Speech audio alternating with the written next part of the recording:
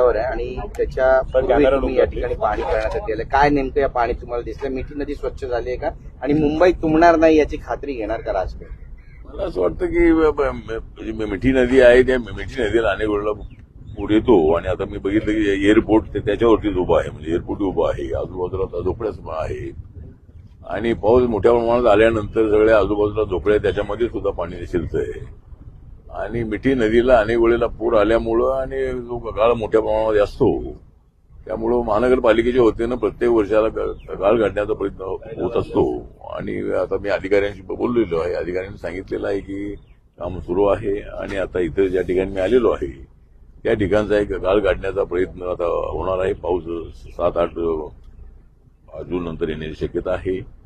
त्यामुळं मला असं वाटतं की मिठी नदी प्रत्येक वेळेला स्वच्छ होणं अत्यंत आवश्यक आहे. ही मुंबईची मिठी नदी आहे, मुंबईमध्ये आलेली आहे, मुंबईची नदी आहे आणि कायम स्वरूपामध्ये पूर येणार नाही या दृष्टिकोनातून काहीतरी त्याच्यामध्ये बदल करणं अत्यंत आवश्यक आहे. गाळ काढण्याचा प्रयत्न तर होतच आहे. प्रत्येक वर्षाला त्यासाठी बजेट असतं, त्यासाठी बराचसा पैसा खर्च होतो, पण तरी सुद्धा मोठ्या प्रमाणामध्ये मिठी नदीला पूर येतो.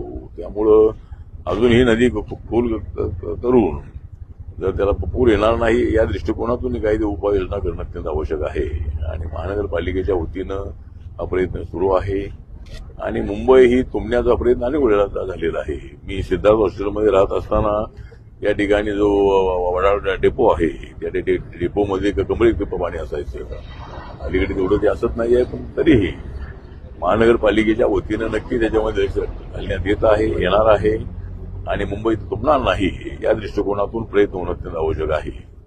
पूर्वी अनेक वर्षांपासून इतरांच्या हातामध्ये सत्ता होती मुंबईची आणि त्यांना सुद्धा मुंबई तुंबण्यापासून वाचवत आलेलं नाही आहे आणि आमची सत्ता निवडणूक झालेली आहे, बीजेपीचे मेयर झालेले आहेत आणि मुंबईमध्ये आता महायुती सत्ता आलेली असल्यामुळं नक्की आम्ही त्यामध्ये लक्ष घालणार आहोत. त्याच्यासाठी बजेट जे आहे ते बजेट स्टेट गव्हर्नमेंटचं आहे, महानगरपालिकेचं आहे आणि भारत सरकारकडूनही मुंबईसारखं हे आर्थिक राजधानीचं शहर आहे. मुंबईमधून मोठ्या प्रमाणामध्ये पैसा आपल्याला दिलेला जातो.